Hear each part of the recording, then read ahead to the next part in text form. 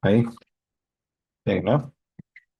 Ya. Entonces vamos a ver ahorita, aquí nos quedamos, ¿no? La anterior. Ahí. Vamos a ver neoplasias hematológicas. Lo que es neoplasias hematológicas está asociado a dos líneas, ¿no? Dos líneas celulares, a lo que va a ser las neoplasias mieloproliferativas y las neoplasias linfoproliferativas. ¿Ya? Las neoplasias mieloproliferativas, o sea, mielo, que está asociado a lo que es hacia el patrón mieloide, ¿no? ¿No? Hacia a la célula mieloide. Entonces la mieloide prolifera y, y puede dar dos tipos de neoplasias mieloproliferativas, ¿no? Por ejemplo, las neoplasias mieloproliferativas agudas, ¿ya? Las neoplasias mieloproliferativas agudas y las mieloproliferativas crónicas. Entonces tenemos las agudas, las leucemias mieloides agudas, leucemia mieloide aguda, y las crónicas, la leucemia mieloide crónica, la PB, que es policitemia vera, trombocitosis esencial y mielofibrosis. Y las linfoproliferativas, tenemos las agudas, la leucemia linfática o linfocítica o linfoblástica, si es aguda, leucemia linfocítica crónica, lo ponen al mieloma múltiple también dentro de las neoplasias linfoproliferativas y a los linfomas. Entonces, estas neoplasias hematológicas es lo que vamos a ver ahora, ¿no? Entonces, vamos a ver ahora lo que es primero el síndrome mieloproliferativo. Este síndrome mieloproliferativo es donde hay una alteración clonal, o sea, hay una alteración, digamos, de duplicación o replicación clonal, o sea, la característica de una misma célula, cuya diana es la célula stem. Pero, ¿qué parte de la célula stem? Es la célula stem de patrón mieloide. Entonces, son alteraciones que afectan la serie mieloide. Todos presentan panmielosis en sangre periférica, pero predomina específica en cada entidad. Por ejemplo, ¿no? En lo que es la leucemia, la serie blanca, pues se incrementa. En lo que es la policitemia vera, lo que se incrementa son los glóbulos rojos. La trombocitosis esencial, por ejemplo, se va a incrementar lo que es las plaquetas, ¿no? Por ejemplo, entonces, por eso dice, es una panmielosis, ¿no? Todos se van a incrementar con el predominio de uno de ellos. Puede haber interconversión entre los síndromes mieloproliferativos crónicos y algunos de ellos, cuando evolucionan, en su evolución, pueden pasar a ser leucemias agudas. Entonces, leucemia aguda, a diferencia de la crónica, es una leucemia a la que vamos a ver periféricamente y también a nivel central una proliferación de blastos. La presencia de blastos periféricos hace que no estemos ante la evidencia de una leucemia aguda. Tiene un curso inicialmente crónico, y puede producir hematopoiesis extramedular. ¿Quién produce hematopoiesis extramedular? La mielofibrosis. La mielofibrosis produce hematopoiesis extramedular. Y a la mielofibrosis también se le conoce como una enfermedad agnogénica, se llama, ¿no? Así lo llaman. ¿Cómo se clasifican las enfermedades mieloproliferativas? Ya les dije, en aguda y en crónica. Entonces, las enfermedades crónicas va a ser dentro de esta clasificación, van a ser pues las que les voy hablando, ¿no? Las leucemias mieloides crónicas, las policitemia verdadera o policitemia vera, así se le llama, dice policitemia vera, la mielofibrosis idiopática, este sí, por ejemplo, ¿ve? Este sí tiene hematopoiesis extramedular, la trombocitopenia o trombocitosis sería, ¿no? Más que trombocitopenia esencial, se llama trombocitosis, ahí está mal, trombocitosis. ¿Por qué trombocitosis? Porque aumenta el número de trombocitos, ¿no? El número de plaquetas. Y enfermedad mieloproliferativa crónica, que no está dentro de una clasificación. La leucemia mieloide crónica es una patología asociada a una alteración en el cromosoma 9 y el cromosoma 22. Entonces, ¿qué es lo que va a suceder? Un cromosoma 22 normal, un 9 normal. Entonces va a haber que va a haber una alteración, ¿no?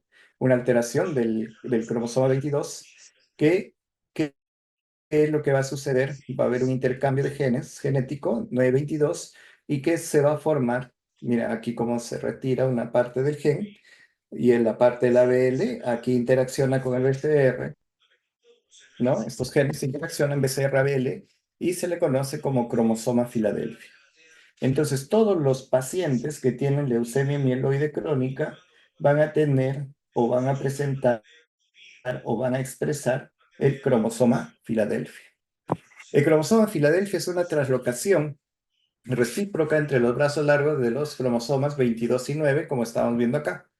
22 y 9, ¿no? Es una translocación de los brazos Doctor, largos. disculpe. Dime, dime. Solamente se está viendo, no se está viendo la pantalla que comparte, solamente se ve uno. Ah, ya, solamente se está viendo la pantalla. Ya, ahora vamos a solucionarlo. A ver. Ok. Muy bien, gracias por avisarme.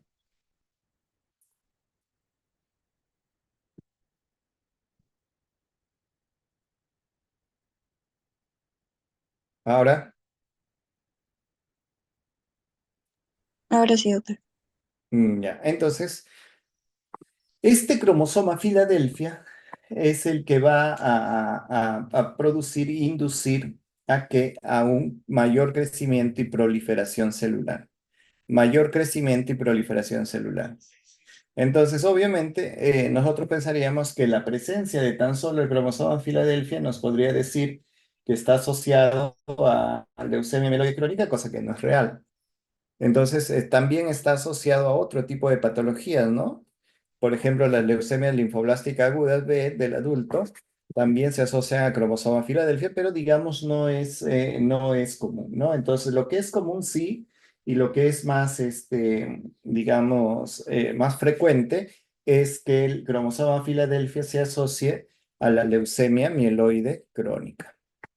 Entonces, aquí está el paciente que el Filadelfia, como estamos hablando acá, es una translocación. ¿Qué es lo que va a suceder? Aquí está el cromosoma 9 y cromosoma 22. Va a haber pues un intercambio. Va a haber un intercambio ABL acá, el cromosoma del cromosoma 22 sale y se forma este cromosoma, ¿no? Un acortamiento del cromosoma 22 se acorta y se llama cromosoma Filadelfia. Entonces, la leucemia mieloide crónica es mayormente se espera que se exprese a los 40 o 50 años y a más, ¿no? Es a más, predomina entre los adultos y adultos mayores, mayor proporción de varones que mujeres y, digamos, no hay una relación realmente con alguna exposición a fármacos, con una exposición a benceno o algo, ¿no? Que le podría estar expresándose como, digamos, como un switch para presentar este cromosoma. No, o sea, la leucemia y la crónica no hay una relación, ¿no? La célula proliferante no es una en especial. La célula, ¿por qué? Porque puede ser una mieloide crónica eosinofílica, ¿no? Entonces, por ejemplo, puede ser el patrón eosinofílico, puede ser un patrón de, digamos, de neutrófilos. Entonces, no es una en especial, ¿no? La célula proliferante es cualquiera de ellos. Y la proliferación de células se relaciona con crecimiento esplénico. Este es otro dato muy importante. Todos los pacientes, casi un 90-95% con leucemia mieloide crónica, tienen esplenomegalia. Casi todos los pacientes con leucemia mieloide crónico tienen esplenomegalia. Los signos y síntomas, los diagnósticos en etapas iniciales, es bien complejo, bien difícil nosotros sospechar de leucemia mieloide crónica porque muchos pacientes, ¿qué es lo que tienen? Tienen que son asintomáticos. O sea, ¿qué significa? Que el paciente no tiene ningún síntoma asociado. ¿Y qué es lo que pasa? Se hace un examen de rutina hacen unos exámenes de rutina y en estos exámenes de rutina pues observan alguna alteración, por ejemplo, en el número de los leucocitos, ¿no? Puede ser que en 60.000, 70.000 leucocitos, y cosa que no le está dando síntomas. Pero si nosotros escudriñáramos, o sea, buscaríamos algo más, diríamos que los signos y síntomas están asociados a debilidad, hiporexia, la pérdida de peso, miren, un porcentaje 35, molestias abdominales y la esplenomegalia. Ojo, eso es uno de los más importantes, esplenomegalia. Y la esplenomegalia se asocia a la leucemia mieloide en un 95%. Miren, 95% de pacientes con leucemia mieloide tienen esplenomegalia, un vaso grande. Ojo, entonces estos pacientes tienen esas características, ¿no? Dentro de las etapas evolutivas de la leucemia mieloide crónica hay tres etapas. Una fase crónica o indolente, o es una fase en que está asintomático completamente, que puede durar pues, entre 2 a 6 años y son promedios, digamos, que se establecen, ¿no? Hay una fase de aceleración, dura meses, y una fase que se va a llamar de crisis blástica. O sea, es una evolución de la leucemia mieloide, pasa a ser una leucemia mieloide aguda, ¿no? Entonces pasa de su etapa de cronicidad a una etapa de crisis blástica, pocos o meses, y esto es semejante pues a una leucemia aguda, ¿no? Aquí está, este es el esquema evolutivo de una leucemia mieloide crónica, desde la mutación, en el cromosoma Filadelfia, y siempre se va a presentar el cromosoma Filadelfia. Si este está normal, pues sigue normal, y si aquí hay una mutación del cromosoma Filadelfia, ¿qué es lo que está haciendo? Hay una expansión clonal digamos, de células a partir de la presencia del cromosoma Filadelfia. Entonces aquí tenemos las tres fases. Esta es una fase crónica, una fase acelerada y una fase blástica.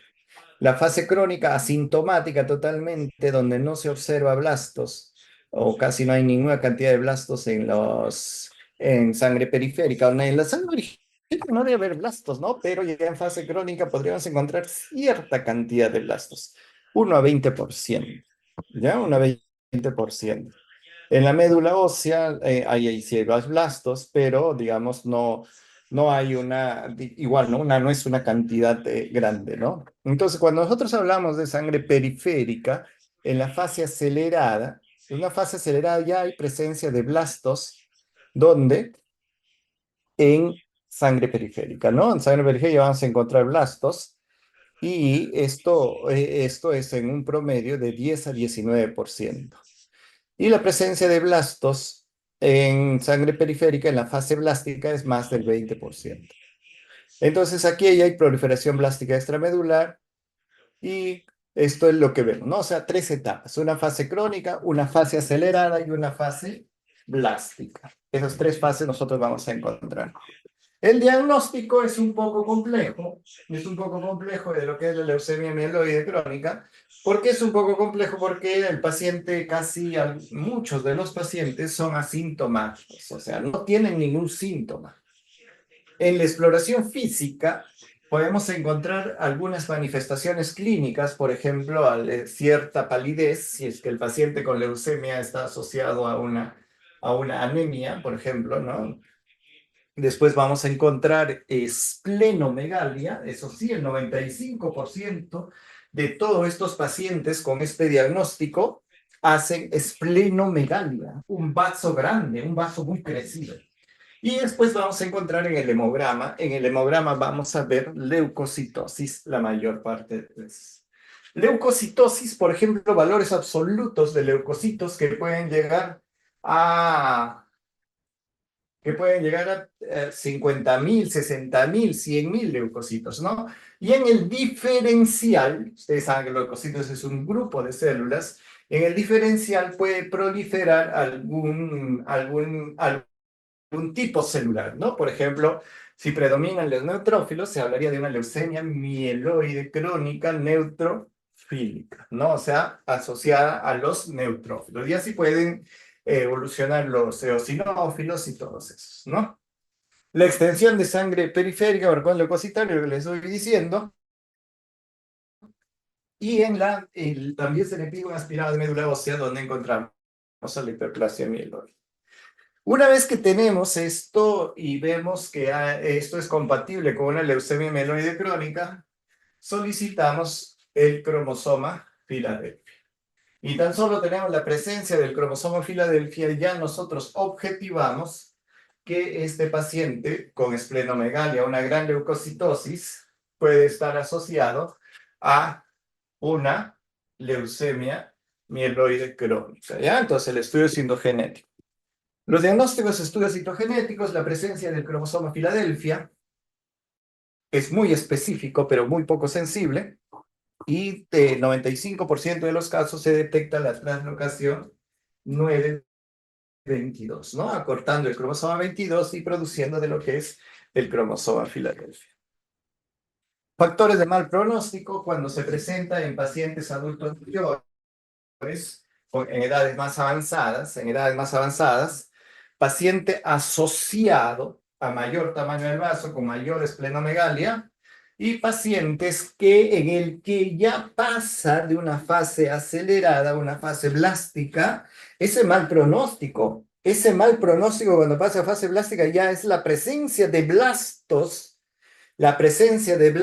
en sangre periférica. Si nosotros tenemos tan solo la presencia de blastos en sangre periférica, podríamos hablar una leucemia mieloide crónica que ha girado, ha virado, se ha transformado en una leucemia mieloide aguda. Entonces también hay una trombocitosis intensa asociada, ¿no? Puede haber una anemia como una trombocitosis intensa. Entonces esto le dan factores de mal pronóstico. Ahora vamos a ver otro tipo de patología. No vemos tratamiento, no vemos nada porque eso no nos corresponde en nuestros capítulos de semiología. El próximo año vamos a verlo. La policitemia vera. La policitemia vera es una patología asociada a un crecimiento de la masa eritrocitaria. Esta masa eritrocitaria no está asociado al estímulo de lo que es la eritropoyetina. O sea, la eritropoyetina está normal e incluso baja y se evidencia un crecimiento o unos valores absolutos en crecimiento de lo que es el hematocrito. El hematocrito incrementa en cantidad y puede tener valores más de 45, ¿no? Hay 45. Incluso puede llegar hasta 60. ¿No? O sea, valores con una hemoglobina de 19, 18, pero sin exposición a situaciones que generen hipoxemia y que sean capaces de estimular la formación de eritropoyetina. ¿Ya? Entonces, ¿qué más nos dice? Pues de hipersensibilidad de células progenitoras a la acción de la eritropoyetina, ¿no? O sea, la eritropoyetina, pero no se incrementa, ¿no? En cambio, la policitemia fisiológica, por ejemplo, o también se le conoce como policitemia reactiva, es aquella policitemia que se presenta ante la exposición, por ejemplo, a grandes alturas, ¿no? El paciente se expone a grandes alturas, en el tiempo puede generar una, una respuesta de crecimiento, ¿no? Poliglobulia lo llaman. Lo otro es que puede ser entre 40 y 50 años, digamos, el inicio, pero más o menos también es una enfermedad propia de adultos mayores. La clínica de la policitemia vera es variopinta, ¿no? Variopinta. Porque puede haber una policitemia vera en que solo se ve al paciente con un rubor, ¿por qué? Por la hemoglobina, la cantidad de hemoglobina que está. Y lo otro es que presente eritromelalgia, ¿no? Eritromelalgia, como ustedes ven acá en la figura, es una quemazón dolorosa y enrojecimiento en extremidades inferiores o también se ve en superiores. Entonces no es muy común, pero se puede presentar en policitemia vera, ¿no? Pero lo que sí puedes ver es una rubicundez. Una rubicundez en el paciente, ¿no? Entonces eso es lo que te hace la policitemia vera. Entonces, la clínica está asociada a que este policitemia vera está asociada a un síndrome de hiperviscosidad. ¿Qué significa? Porque nosotros aumentamos la cantidad de glóbulos rojos y la cantidad de glóbulos rojos es lo que aumenta la viscosidad, ¿no? Entonces, llegando a una hiperviscosidad y puede estar relacionado a una vasoconstricción periférica y puede darte vértigos, dolor de cabeza, acúfenos y trastornos visuales. Entonces también la policitemia vera puede cursar con trombocitosis, puede producir con trombocitosis. Entonces, este que cursa con trombocitosis puede estar asociado a la presencia y formación de trombos. Fíjense, así como la leucemia mieloide, también hay esplenomegalia, en ocasiones se ve hepatomegalia, y la mayor parte de complicaciones son complicaciones de trombosis arterial y venosa. Datos de laboratorio, aumento de la concentración de hemoglobina, una hemoglobina más de 18, por ejemplo, va de 18, 19, un hematocrito más de 60, pero ojo, ojo, ojo, ojo, estos son en pacientes que no se han expuesto a grandes alturas. ¿Ya? Incremento de la viscosidad, 4 a 8 veces mayor. Ustedes saben que la viscosidad está asociado ¿a qué? Está asociado al hematocrito, ¿no? La viscosidad está asociada al hematocrito. Leucocitos moderados, sin mieloblastos y trombocitosis. Entonces ustedes dicen policitemia vera, trombocitosis. Y como si hay trombocitosis, una complicación, una manifestación clínica de la policitemia vera va a ser la presencia de algún fenómeno clínico asociado a unos trombos. Trombocitosis mayor de 450.000, policitemia vera. O sea, aumenta el hematocrito y aumenta la cantidad de plaquetas secundariamente. Las cifras de eritropoyetina son normales o reducidas.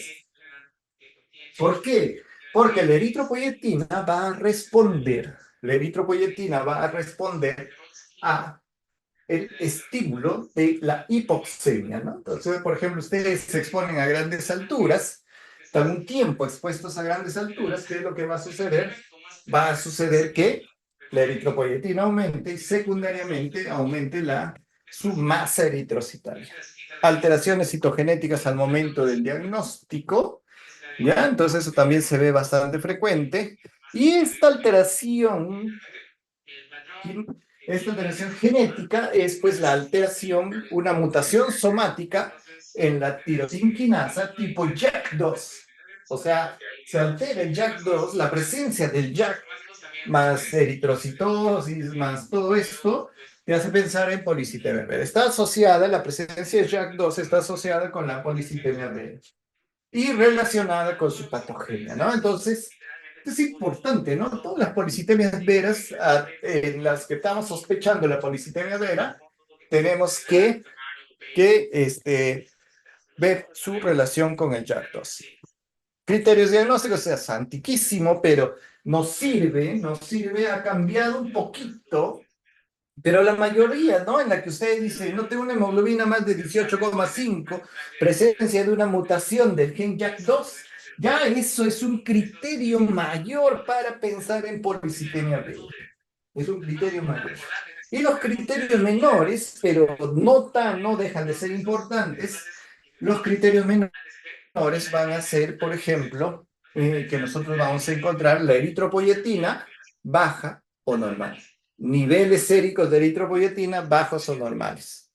Biopsia de médulas, médula ósea, hipercelularidad con hiperplasia trilinal, o sea, con hiperplasia tanto de los glóbulos rojos, glóbulos blancos y las plaquetas, ¿no? Pero lo que sí predomina, pues todo es una gran, esto, ¿no? Y ojo, ojo, ojo, siempre va a haber en esplenomegalia. Criterios mayores, criterios menores de un grupo de estudios de policitemia vera. Y aquí están las dos cosas que nosotros vemos, ¿no? Policitemia vera es una patología primaria, ¿no? O sea, es una patología propia del stem cell que produce los glóbulos rojos, que produce muy mucha cantidad sin necesidad de estímulos importantes, comienza a producir glóbulos rojos. Y el otro, la policitemia congénita, y la otra, la policitemia adquirida, la policitemia adquirida. Y la policitemia adquirida está asociada a tumores productores de eritropoyetina y a pacientes con hipoxia, por ejemplo, EPOC, por ejemplo, insuficiencia cardíaca, por ejemplo, fibrosis pulmonar. Todos estos están asociados a qué? Están asociados a, a respuesta que producen mayor cantidad de hematocrito. La evolución, la evolución puede cambiar, pasar a ser leucemia aguda, como todos, y tanto es la producción de eritropoyesis y en el desarrollo puede pasar a ser una mielofibrosis. Mira, ahí dice el 25% pasa a ser mielofibrosis, ¿no? Dentro de la evolución. El vaso crece. Ahora, lo que normalmente teníamos leucocitosis, hay mayor cantidad de leucocitos y aumento del tejido fibroso de la médula ósea, que a la larga, la mielofibrosis, porque se llama mielofibrosis, te va a dar panquitopenia, ¿no? Entonces, esa es la progresión.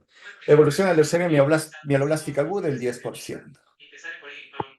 Trombocitosis esencial es una patología relacionada a la sobreproducción de plaquetas. Es una patología asociada a una sobreproducción de plaquetas. ¿Ya? También es un trastorno mieloproliferativo. ¿Por qué es un trastorno mieloproliferativo? Porque está asociado a qué? Al stem cell mieloide. Entonces, la línea megacariocítica comienza a producirse en cantidad. Igualito, ¿no? Sin necesidad de qué? Sin necesidad de estímulo de la trombopoyetina. ¿Ya? Incremento del número de plaquetas puede ser a los 60 años, pero digamos, no es muy común, mayormente en mujeres. La clínica asintomáticos podemos encontrar, y los que tienen síntomas tienen esplenomegalia, digamos, pero en menor número que los pacientes con un 10%, ¿no? Dice, como dice la lámina acá, van a ser esplenomegalia, y, y vamos a presentar fenómenos trombóticos, por ejemplo, infartos cerebrales, accidentes cerebrovasculares. Por ejemplo, vamos a presentar claudicación intermitente, que es la claudicación intermitente, cuando ustedes caminan, comienza a dolerles la piel, ¿no? Entonces, hepatomegalia, esplenomegalia. Criterios diagnósticos: un recuento plaquetario mayor de 1.000.000, algunos de nos piden mayor de 450.000, pero valores de 1.000.000 a más no nos hacen sospechar de trombocitosis esencial. Biopsia médula ósea. En la biopsia médula ósea se exige una proliferación de megacariocitos con morfología madura y grande, y no tiene que, bueno, no tiene que haber leucocitosis, no hay policitemia vera, no cumple, y también va a haber una mutación del JAK2. Entonces tenemos una trombocitosis esencial, la que estamos diciendo, primarias, trombocitosis esencial, primarias, y hay las reactivas también, ¿no?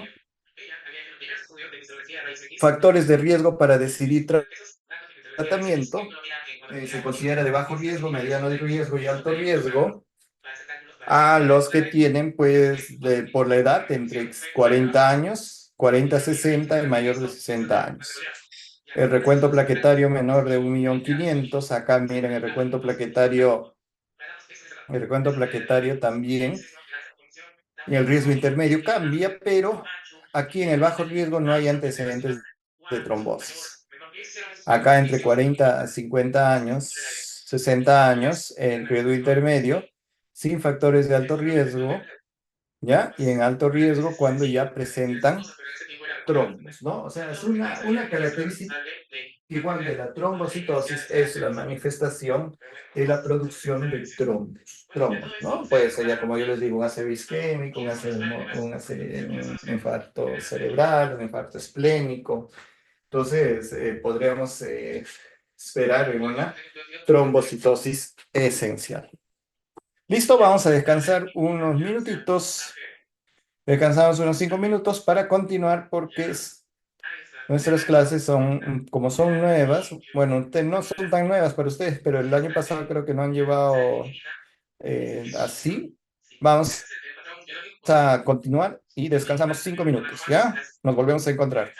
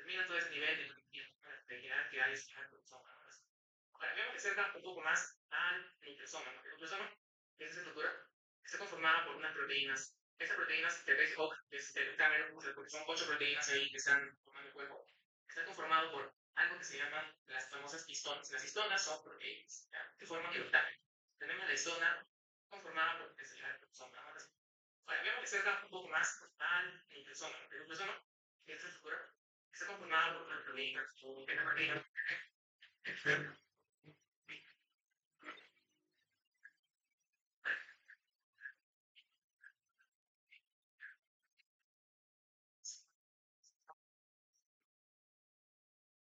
Todo esto le dices por 2. ¿Por qué? Porque acá se lo por 2.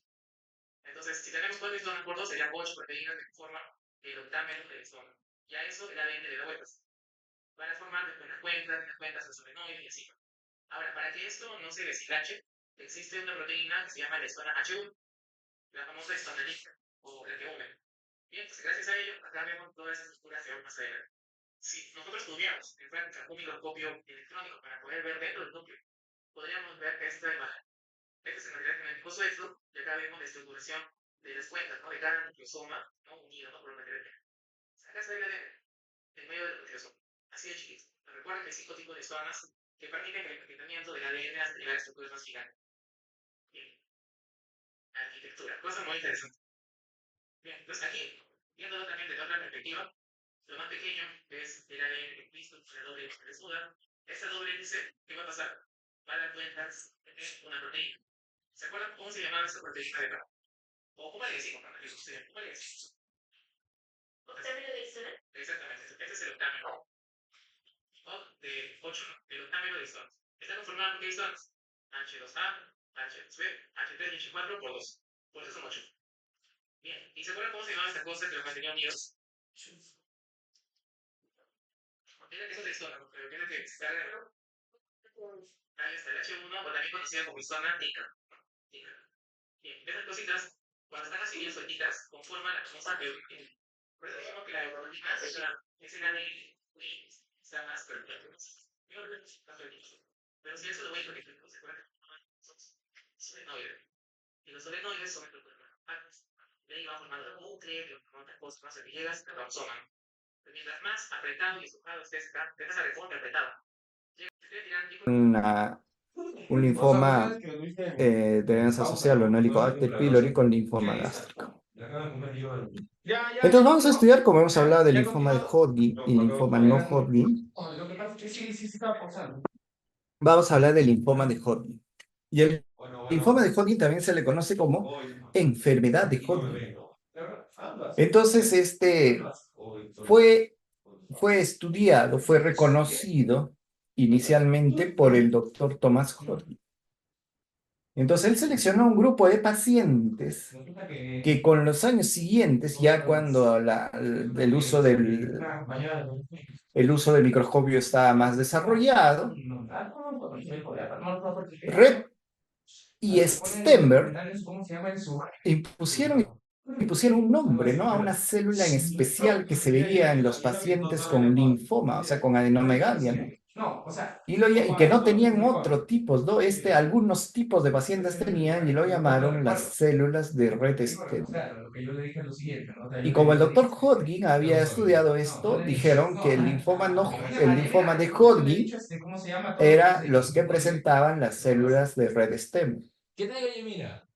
Y los que no presentaban células de Red Stenberg, simples, se les llamó linfoma no Hodgkin. O sea, que no es no, que el doctor Hodgkin no le estudiaba, es el linfoma no Hodgkin. ¿Ya? Se consideraba incurable a mediados del siglo XX, ahora es uno de los que mejor se cura. Entonces hay pico de incidencia, 25-45 años, más predominio de varones. Y está asociado al Epstein-Barr. El Epstein-Barr se asocia a la presentación del linfoma de Hodgkin.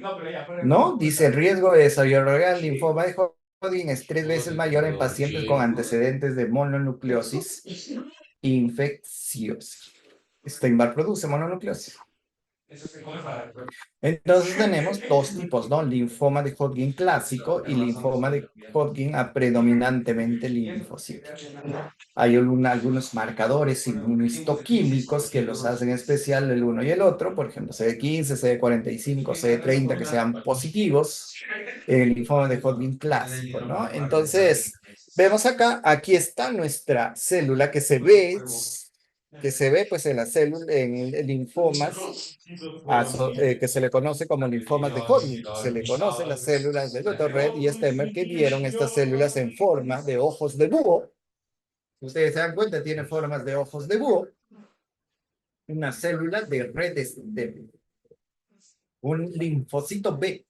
Células de red Stemmer. Células grandes, multinucleadas con grandes núcleos que contienen un núcleo eosinofílico grande y poseen un citoplasma abundante. El red Stemmer es un linfocito B, así de grande, gigante, en forma de ojos de búho, dice, ¿no? Linfoma de Hodgkin clásico y el predominio linfocítico, ¿no? El linfoma de Hodgkin clásico lo vamos a diferenciar en algunos. Tenemos la esclerosis nodular, la celularidad mixta, rico en linfocitos, que es diferente a predominio linfocítico, y depresión linfocitaria. Vamos a ver algunos de ellos. El linfoma de Hodgkin, esclerosis nodular. Es común en mujeres jóvenes, ojo y ojito, ¿no? Ojo y ojito, que dice que se va a presentar como una masa mediastínica. Y es curioso, ¿no? Porque nosotros vemos en la radiografía de tórax digamos, un ensanchamiento del mediastino, así se le conoce, ¿no? Ese ensanchamiento del mediastino puede corresponder a una masa mediastínica o eso, un apelotonamiento de ganglios mediastínicos en mujeres jóvenes asociadas a virus de Epstein-Barr en 40%, y esto está asociado al linfoma de Hodgkin tipo esclerosis nodular, tipo esclerosis nodular. El subtipo celularidad mixta, de las que están acá, celularidad mixta, es el segundo más frecuente, pero esto ya está no relacionado a mujeres jóvenes, sino a hombres mayores, a hombres mayores. Cursan con hepatoesplenomegalia, infiltran la médula ósea, ¿no? Entonces, el cuadro clínico, ya les dije, el linfoma de Hodgkin o el no Hodgkin es parecido. Solo que en el linfoma no Hodgkin, en el linfoma de Hodgkin vamos a encontrar, digamos, el tipo de esclerosis nodular, por ejemplo, ensanchamiento mediastinal. Vamos a encontrar prurito, ¿no? Y después vamos a encontrar, eso lo que sí siempre, tanto de Hodgkin como de Hodgkin, encontramos adenomegalias, adenopatías duras, redondeadas e indoloras, ¿no? Que pueden ser cervicales, axilares, mediastínicos, mesentéricos, que puede ser en cualquier lugar donde vemos agrupamiento ganglionar, que puede o que no puede estar asociada a síntomas B, eso también es frecuente, ¿no? Entonces, si se asocia a síntomas B, ¿qué tendríamos? Aumento de la temperatura, en ocasiones mayor a 38, sudoración vespertina o sudoración nocturna y baja de peso, ¿no? Dice aquí superior a 10% del peso inicial en los 6 meses previos al diagnóstico. Entonces, podemos hablar pues ahora del linfoma de Hodgkin con síntomas B o un linfoma de Hodgkin sin síntomas B. Aquí está, cuadro clínico, prurito. El prurito. El prurito es una manifestación clínica del linfoma de Hodgkin frecuente. El linfoma de Hodgkin frecuentemente presenta prurito. El prurito es una característica, ¿no? En las que nos haría sospechar del linfoma de Hodgkin. Puede presentar un dolor torácico, ¿por qué? Porque puede haber el crecimiento de los ganglios, o sea, del grupo ganglionar mediastínico. Ese crecimiento puede producir dolor torácico. Después la asociación también que tiene el linfoma de Hodgkin con el Epstein-Barr, ¿no? Y en estadios avanzados ya pues también infiltra vaso, infiltra hígado y puede haber una hepatoesplenomegalia. En el laboratorio vamos a encontrar muchas veces anemias normocíticas normocrómicas y esto lo llamamos, pues como ustedes saben, anemias por enfermedad crónica o anemias inflamatorias. Habría de haber leucocitosis, puede haber, no significa que haya, puede haber leucocitosis, vamos a encontrar la BCG elevada, DHL puede ser elevada, puede ser una situación de mal pronóstico, y la función hepática podría, todos son puede, porque muchas veces no se encuentra, no simplemente se encuentra adenomegalia. Adenomegalia. ¿Y cómo se hace el diagnóstico del linfoma de Hodgkin, me estoy hablando de Hodgkin o de no Hodgkin? Es con una exéresis total del ganglio. No sirve la biopsia aspiración por aguja fina, que se llama BAF. No sirve. Te sirve para diferenciar que sea, bueno, puede decirte que es un linfoma, pero no te sirve para diferenciar el tipo de linfoma o digamos, o para poder definir el tipo de linfoma, ¿no? O sea, no puedo realizar inmunohistoquímica en esas láminas. Lo necesito al tener inmunohistoquímica. Necesito una historia clínica completa, como dice aquí, una exploración física, historia clínica en la que me diga pues que el paciente podría tener síntomas de baja de peso, sudoración, prurito o algo que te haría sospechar de un linfoma y tan solo la presencia de ganglios cervicales te puede dar. O simplemente no aparece ganglios, un incrementos, unas adenomegalias en algún grupo ganglionar y esas adenomegalias en esos grupos ganglionares te haría sospechar de linfoma.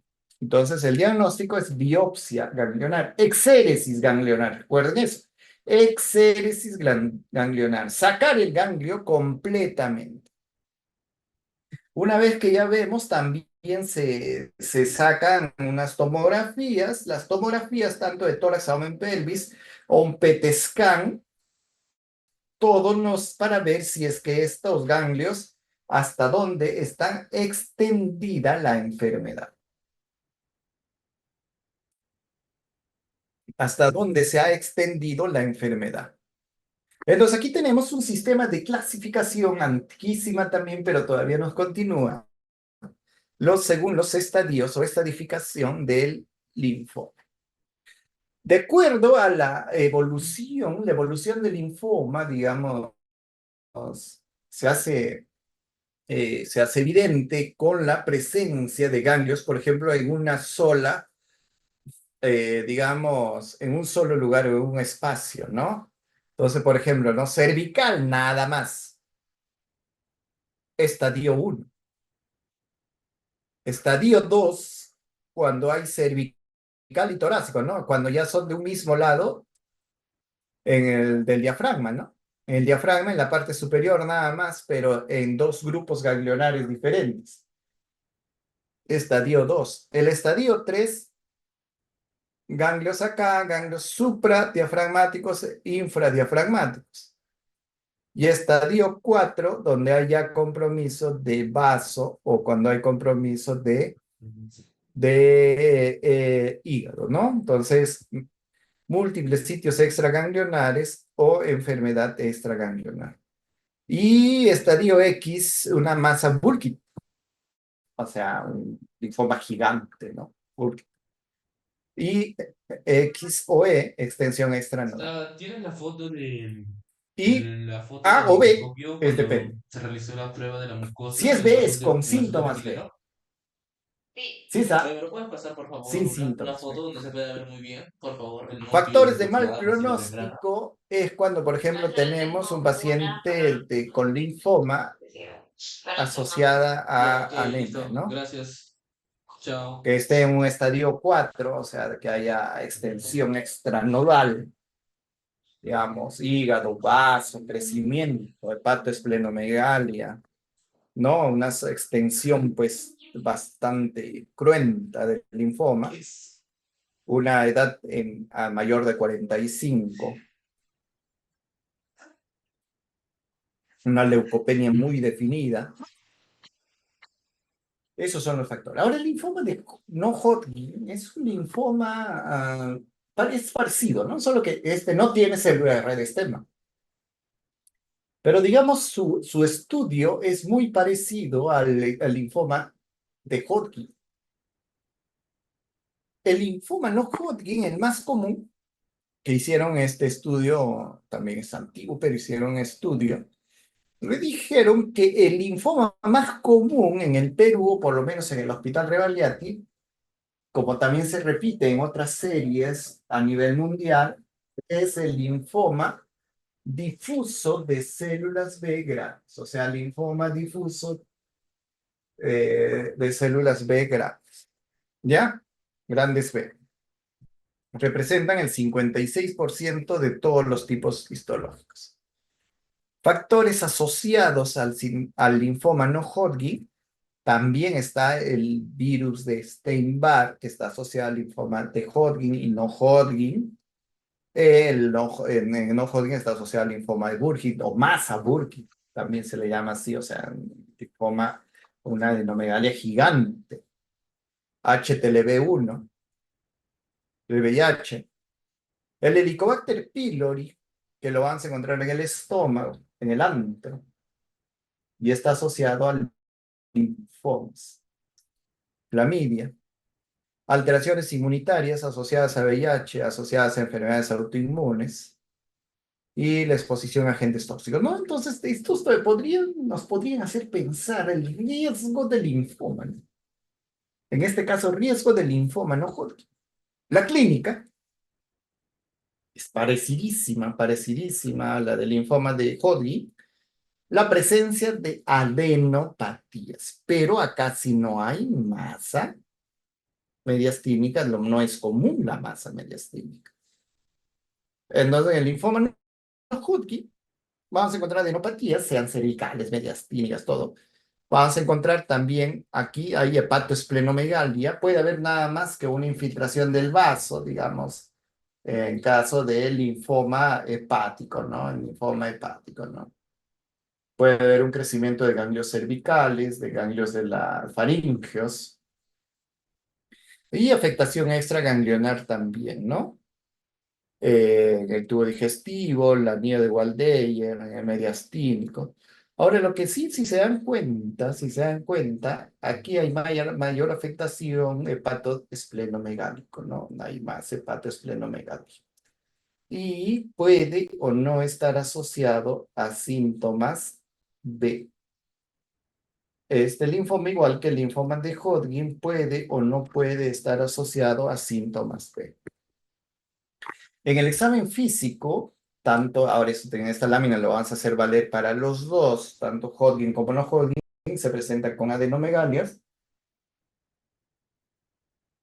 Entonces podemos ver que tenemos que reconocer y recordar algunos grupos ganglionares. Ganglionares cervicales, supraclaviculares, mediastínicos, axilares, trocanterios, epitrocleares, y los ganglios los mediastínicos y los ganglios mesentéricos. La esplenomegalia y el anillo Waldeyer. Entonces tenemos que nosotros cuando sospechamos de linfoma, tenemos que explorar ganglios. No, pero muchas veces el paciente no necesitamos nosotros explorar ganglios. El paciente viene porque siente una sensación de tumoración cervical o una tumoración en el cuello que le hace venir al hospital. Y esto compatible con un linfoma puede ser probable una adenomegalia, ¿no? Ahí ustedes dicen, ¿no? ¿Qué cosa es esto? Esto es una adenomegalia. Y como buena adenomegalia, ¿qué tengo que hacer? Como buena adenomegalia tengo que estudiarlo y pensar, ¿no? Adenomegalia, ¿qué puede ser? Puede ser un linfoma, pueden ser un asiento de metástasis, puede ser una tuberculosis, ¿no? Una adenomegalia, un crecimiento de ganglios. Entonces, dentro de la posibilidad diagnóstica está el linfoma. Entonces, ¿qué es lo que hacemos? Hacemos exéresis de ganglio. Eso recuerden, exéresis de ganglio.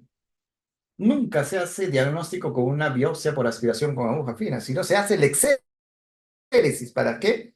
Para definir con la inmunohistoquímica la variedad de linfoma que tengo.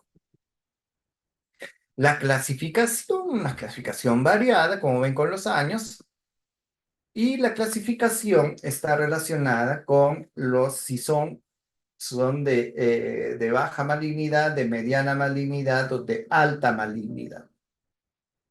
Entonces, de mediana malignidad, o sea, y esto de acuerdo a la proliferación. Entonces, las de alta malignidad son células de proliferación grande, una proliferación, digamos, proliferan abundantemente, ¿no? Proliferan rápida, proliferación rápida, y los de bajo grado de proliferación lenta. Ahora, otra cosa importante. Los de alta malignidad son los que mejor responden a la quimioterapia que los de baja malignidad. Los de baja malignidad, como tienen una replicación, tienen una replicación más lenta, entonces no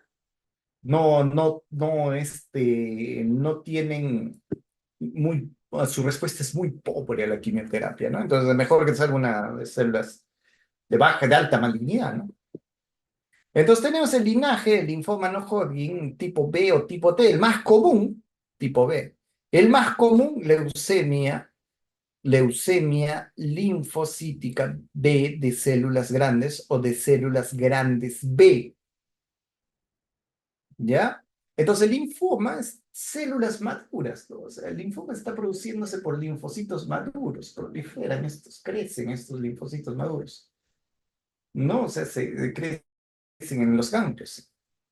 Entonces tenemos subtipos, las células B, la más común, miren aquí, la más frecuente, esto es a nivel ya mundial, la más frecuente es células B grandes. Células B grandes, ¿no? Motivo de pregunta del examen.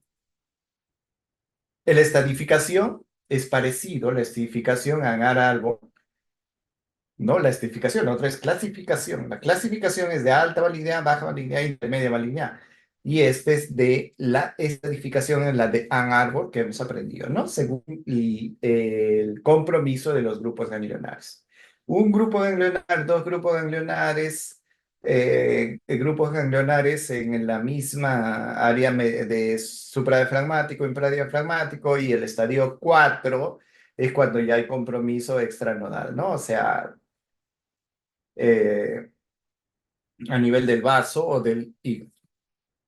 El diagnóstico se hace nada más por exploración física, la presencia de paciente con adenomegalia, puede o no tener síntomas B. ¿Y qué es lo que se hace el diagnóstico? El diagnóstico se hace con exéresis de ganglio, a pesar de que les puedo poner todo esto, pero el diagnóstico se hace con exéresis de ganglio. Además, hay algunos exámenes de laboratorio indicativos de que podrías estar sufriendo el linfoma, como son la beta 2 microglobulina, DHL, la presencia de un virus de Epstein-Barr, te hace pues pensar en linfoma, ¿no? La beta 2 microglobulina elevada, ¿no?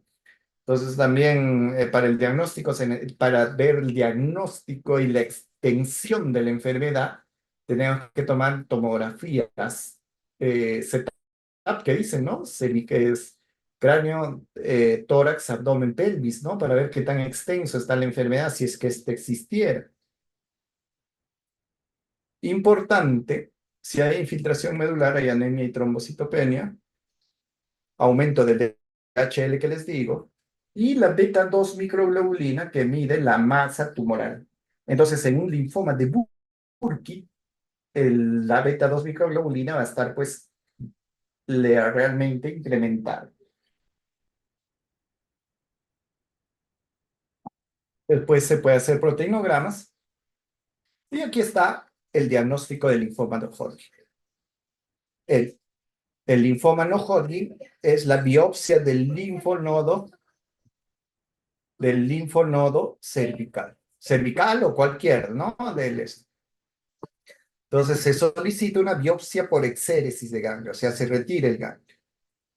Es histológico, es inmunopatológico, citogenético, por eso se da la inmunohistoquímica, para definir. Primero es histológico y luego es histopatológico. Ok, Dame, lo voy a dejar. El deporte. No lo tengo. tráelo.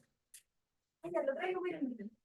Realizar estudio inmunofenotípico, citometría de flujo, y hay factores negativos para la sobrevida, ¿no? Por ejemplo, La afección, igual que en el de Hodgkin, ¿no? La afección de dos o más zonas extraganglionares, estadios 3 y 4, obviamente, ¿no? Pues hay compromiso extranodal, hay compromiso de dos espacios diafragmáticos, supra- e infradiafragmáticos, pacientes adultos mayores, el estado general, el ECOC, el DHL elevada, la beta 2 microglobulina elevada, le da factores de mal pronóstico. La sobrevida a 5 años es muy pobre. La sobrevida a 5 años es muy pobre cada vez que tenemos cada uno de esos, ¿no? Si aumentamos el número de factores negativos de sobrevida, pues la sobrevida va a ser menor, digamos, en 5 años, ¿no? Bueno, y aquí está el ECOG, ¿no? El ECOG, no, este es el Karnofsky. Y el Karnofsky nos da una de la situación clínica funcional en el paciente. La situación clínica funcional, que significa que si el paciente está postrado, por ejemplo, tiene su Karnofsky mucho más bajito, 10 o 20, ¿no? Si el paciente está, digamos, lleno de vida, no bueno, de salud, no, porque está en linfoma, ¿no? Pero su Karnofsky va a ser mayor, ¿no? Entonces, esto es otra escala de Zubrod comparada con el Karnofsky. Y bueno, por hoy día eso es todo. Creo que es suficiente información por hoy día. Ya algunos días se fueron, empezamos con 20, ya se aburrieron dos y se fueron, pero les mandan muchos saludos. Listo, chicos, nos falta una clase. Ya, nos Sí, va a doctor. faltar una clase nada más. Una clase nos falta y con eso damos el examen, ¿ya? Entonces, con la delegada voy a ver qué día tenemos la otra clase. Puede ser el otro miércoles, puede ser, porque después de eso ahí nos viene lo de la PEG y una serie de cosas. Pero por ahí que el examen no sé qué día será, pero no está tan cercano. Nos falta una clase y coordinamos con la delegada qué día lo vamos a hacer. Listo, chicos, nos vemos. Doctor, lo que pasa es que los días miércoles nosotros tenemos talleres prácticos en la tarde. Pero el doctor Chilón me dijo que no tenía, Melanie. No, sí, solo que como íbamos a tener clase con usted, movimos esos talleres hoy y lo vamos a recuperar el viernes. Porque, o sea, en el Ya, horario entonces, normal. por ahí, como nos falta una clase, por ahí un domingo, pues, un domingo, un sábado en la noche, ahí vemos, pues. Ujú. Ah, ya, y usted había mencionado lo del examen. El examen es el 26 de noviembre.